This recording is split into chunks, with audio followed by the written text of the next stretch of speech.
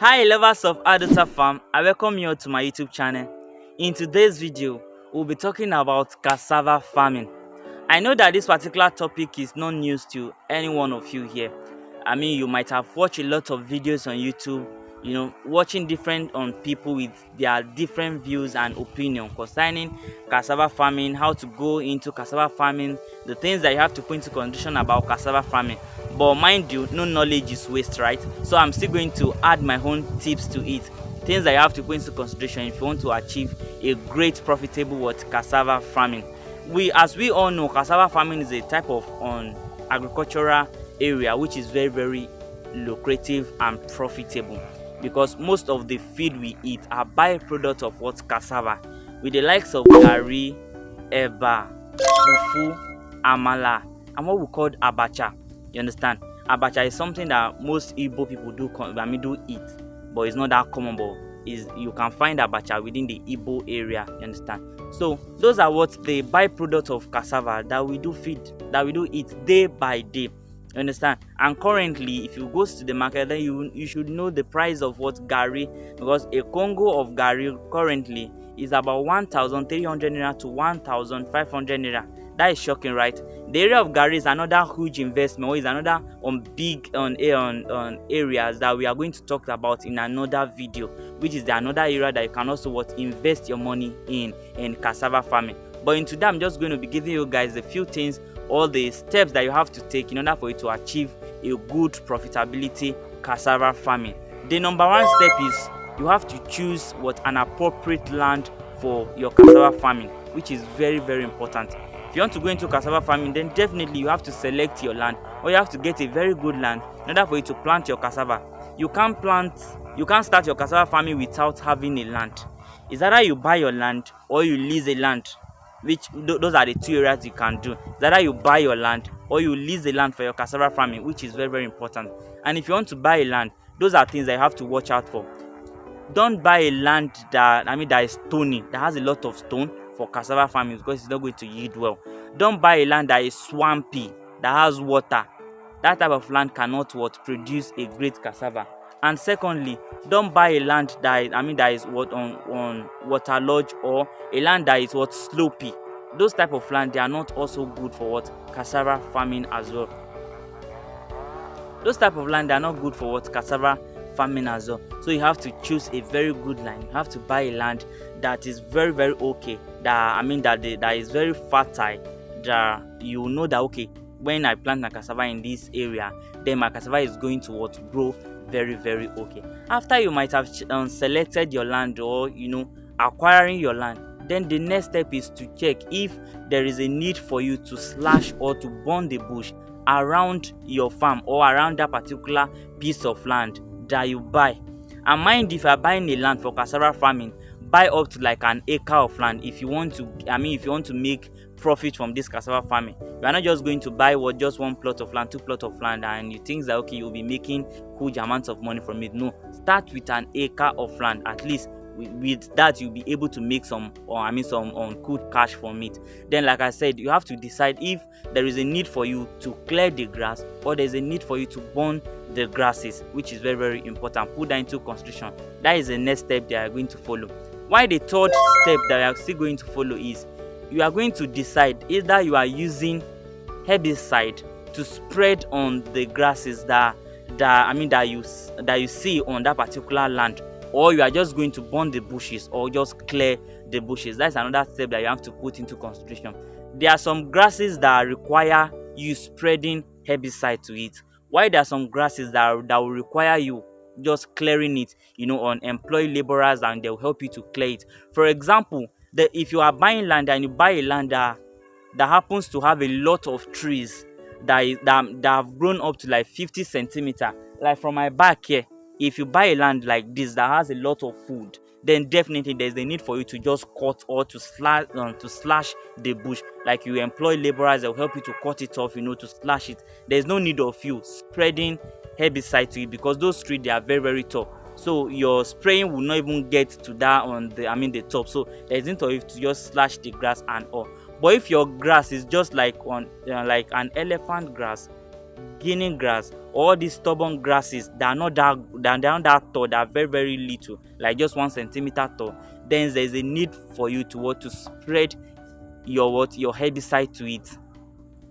So I'll be mentioning like 2 or 3 herbicide I can use for such type of grasses. You will get herbicide that has to do with on glyphosate, herbicide that has glyphosate, like the likes of what touchdown photo, the likes of roundup turbo, and what basta or lifeline.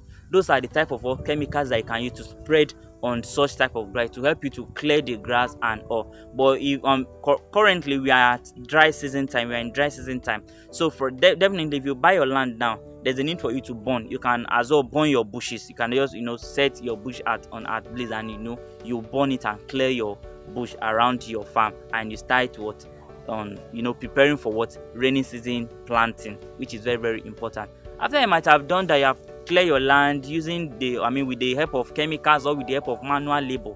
Then what are the next thing that you have to follow, which is what the fourth point that I'm going to be mentioning. The fourth point that you'll be following is you are now going to decide on the type of varieties that you are going to plant. You decide on the type of varieties that you are going to plant.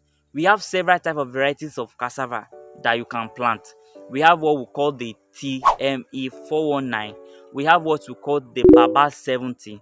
We have what we call the sweet pounded on cassava stem. There are a lot of cassava stem that you can plant at your farm. But mind you, if you want to plant your cassava stem, make sure you go to farmer that are very knowledgeable in this field. People that have been into this field for a very long time. Those are the type of people that you just go and meet and buy your stem from them, buy your cassava stem from them. Like this particular video showing right there, that is what we call the TME 419.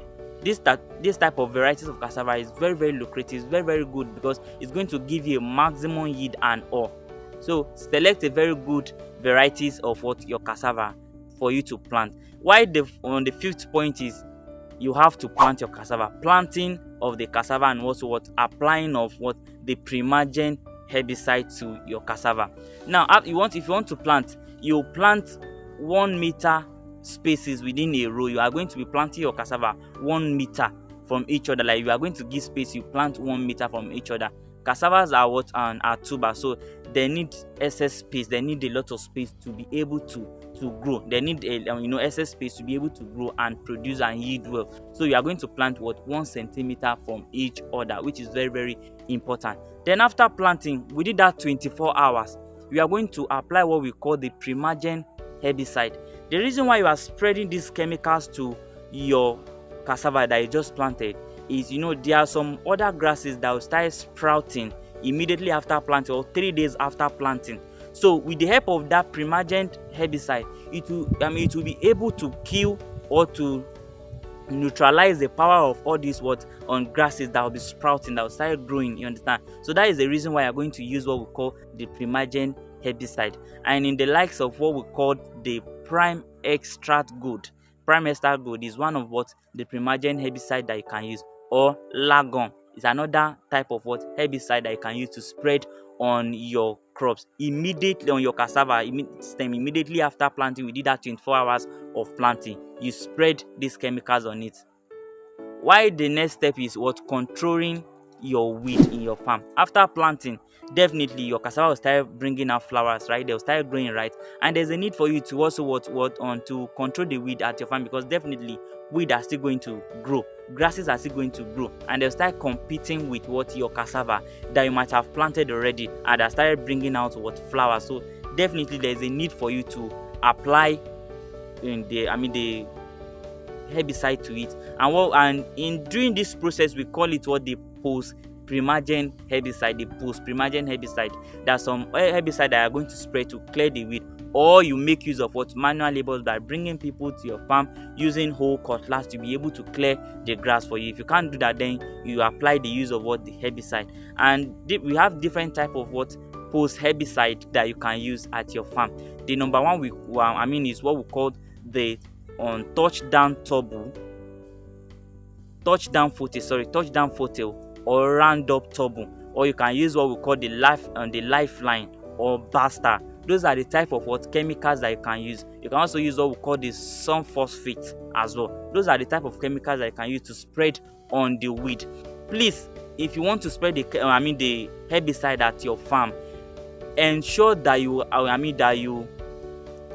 employ people that are very expert in this area, people that are very knowledgeable in terms of spraying, that understand how to spray, in order for you not to kill your cassava, the cassava that you might have spent a lot of money in planting, in getting the varieties and all. At the end of the day, you just everything just got burnt and like that. So that will be very, very heartbreaking. So you will have to employ people that are very knowledgeable, that are experts in this area, to be able to spread it on your farm for you. And I just mentioned the type of herbicide, the post herbicide that you can use. Then after that, you just the next step is just the little maintenance that you just be checking within your farm until harvesting period, right? You can either harvest cassava within 8 months or a year plus, depending on the type of varieties that you plant at your farm. You understand? So you'll be waiting until a year or within 8 months to start harvesting your cassava, and you start selling.